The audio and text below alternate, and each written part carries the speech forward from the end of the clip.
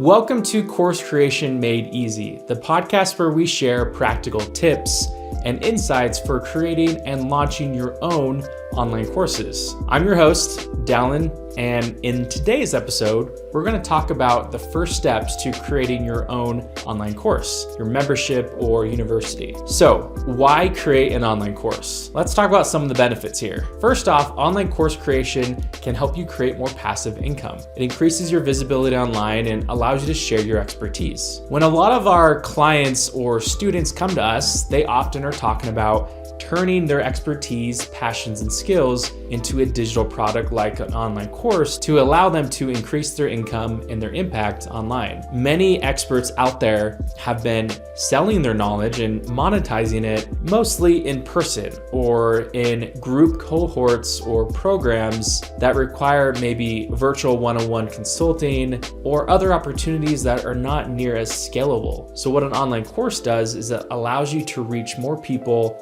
all around the world and for them to learn from you, to pay you for your knowledge and your expertise. And it creates a system by which you can create more passive income as you get the right selling strategy in place. It also creates more time and financial freedom to allow you to do other projects and priorities in your life while you generate income in your business and your personal wealth. For many years now, we have helped many personal brands and companies sell their knowledge online with digital products like online courses, and it has changed the game. We live in the creator economy that allows us to exchange knowledge and resources and direct advice that is really disrupting the education system that's been in place for many, many years, where you have to go direct to university or direct to a school to learn a lot of relevant, but mostly not so relevant information to help you along your business and your personal journey throughout life. So what online courses does for you is it allows you to access knowledge from wherever you are in the world,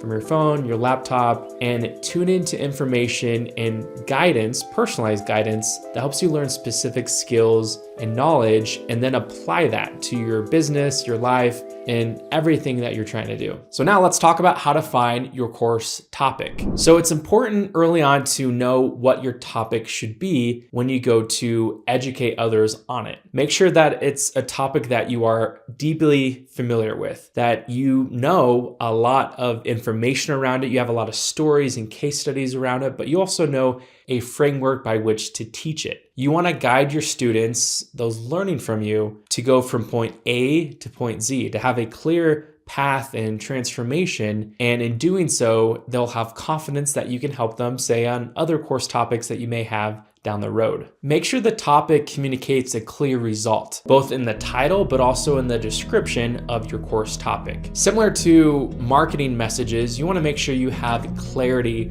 on what you're communicating. When a potential customer comes across your course topic and the sales messaging around your course, if it's not clear on what they're buying into and what path they need to follow, then they're not going to go and buy your online course. So you may be asking yourself, hey, I've got tons of ideas on online course. Where do I even start? Or I don't know what my online course topic should be. Here are a few tips. First off, survey your audience. If your audience is one or many people are all around the world, you could invite them to a quick video conference call, maybe send them a text or email, but collect information from them. You can even send out a direct survey to your email list, to those who you have that connection with, and they can share those insights. And it could be that, hey, I've got these ideas of these 5 course topics, which one would most resonate with you? Or it could be that you are trying to figure out what kind of category you should focus on, what topics, and so you can ask some additional questions as well in that survey. The idea here is that you want to understand the story of your customers and what journey you want to help guide them on from point A to point Z. Some practical course topics could include video production for online course creators, or how to launch your online course in 90 days or less. Here it gives a clear result. You're going to launch your online course and a clear timeline in 90 days or less. You may also find that some course topics could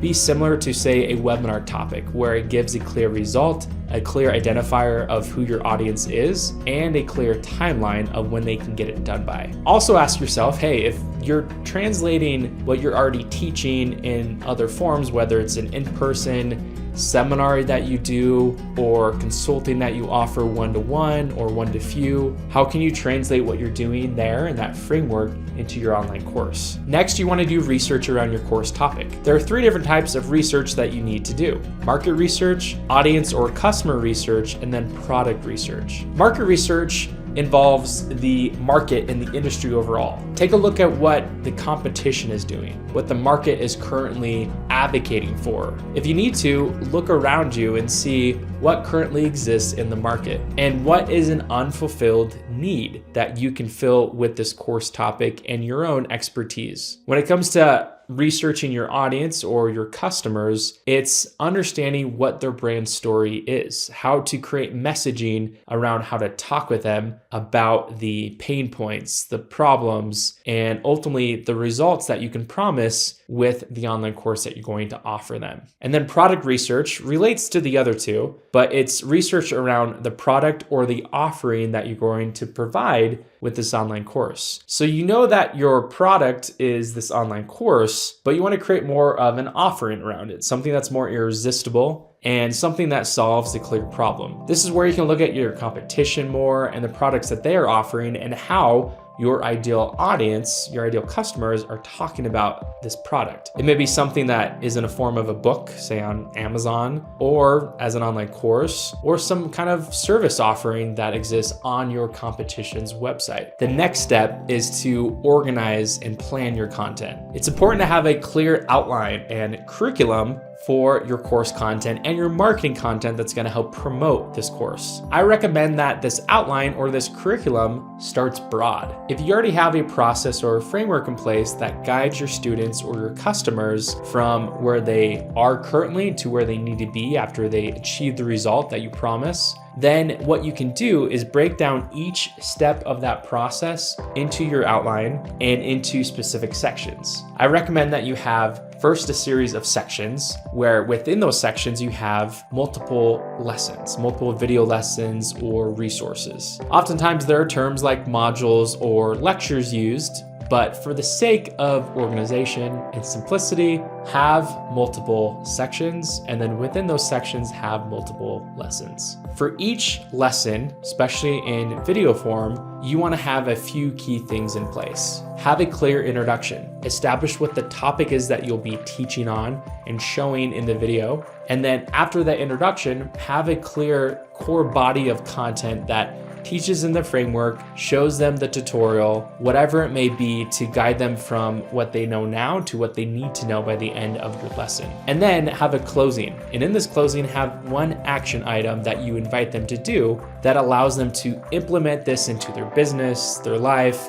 Maybe it's in reference to a workbook that is attached to this lesson or section or online course as a whole. Number 5, next you need to create your course materials. So this is adapting this course outline and curriculum and then creating the content around it. Your course content will often look like video lessons, worksheets or workbooks, quizzes, and other resources that allow your students and customers who are going through this course to learn and then implement what you're teaching them. When it comes to video lessons, I don't recommend video lessons that are 20 plus minutes in length. Have one clear thing that you're helping them learn and one clear call to action that you invite them to do to implement what you teach them. So keep your video lessons to 5 minutes, maybe 10 minutes max, as long as you can teach something in a clear and concise way. Of course, there are exceptions, and this is no set in stone rule, but from a consumption side and an education side, think about those long lectures that you may have had in college or growing up where it just felt like a fire hose of information all at once, and you weren't able to learn at your own pace. The idea of online courses is that you give the learning power in the hands of your students, so they are self-guided and they learn at their own pace. And so based on their time and availability, they're able to learn one lesson at a time and implement one thing a day or a couple things, or again, at their own pace. Maybe they want to binge everything all at once and implement it in one day. So give them that flexibility and make sure the process happens in bite-sized pieces. And also make sure that you keep your course content engaging. We as humans learn with stories and real-world examples. So sure, you definitely want to teach something very practical and strategic, but when you do so, break it up with case studies or examples of how this specific framework was applied in this person or this business's life and scenario. And in doing so, you're able to connect with them on a more human level and show that because it worked for this person or this example, it can also work for you. So during this phase, you are actively creating the content around your course. So once you have your course content created,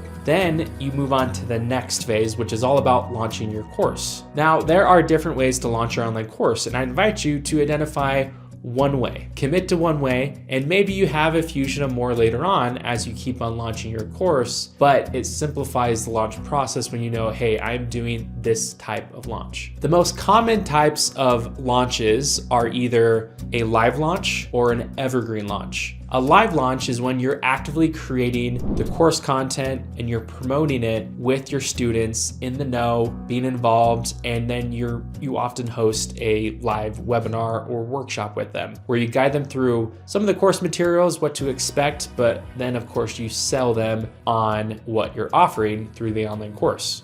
Then the evergreen launch, this is when your course content and all your marketing materials are already built. So this often comes after you launch your online course for the first time. And evergreen means that you are actively selling your course with no live element. You often have paid advertising and organic advertising going on, and you're actively generating new sales every single day, and you don't have to show up near as much in a live launch. So to recap, if it's a brand new online course that you're launching for the first time, a live launch is typically what happens. But then after you have launched it and you have the course materials ready to go, you've already proven that people are willing to pay for it, then the evergreen launch is what I recommend. But then there's kind of a third launch. This is, I would say, a bonus version and a bonus way to launch your course, and that is a hybrid of the two. Let's call this launch an ever live. So this can look like several things. One is you could have active paid advertising and organic advertising efforts that are promoting your live webinar that is happening once per week. And this live webinar is you actually showing up live and having that live interaction with your audience. And you are, yes, selling them on your online course, but you are adjusting and adapting your messaging in a way to improve your selling ability. Because this webinar is your main selling tool. You are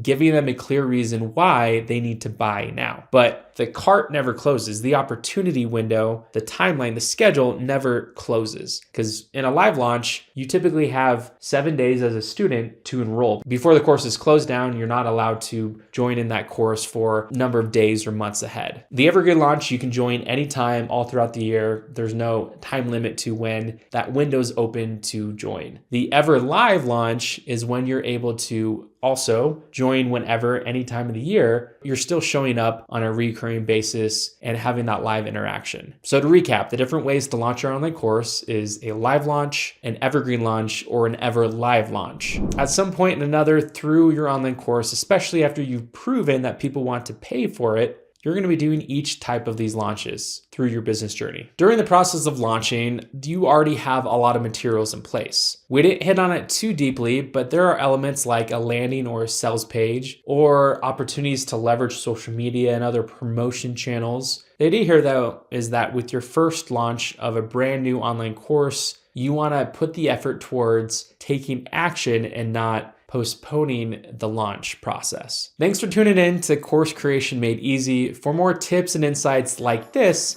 subscribe on YouTube or on your favorite podcast platform. We'll see you on the next one.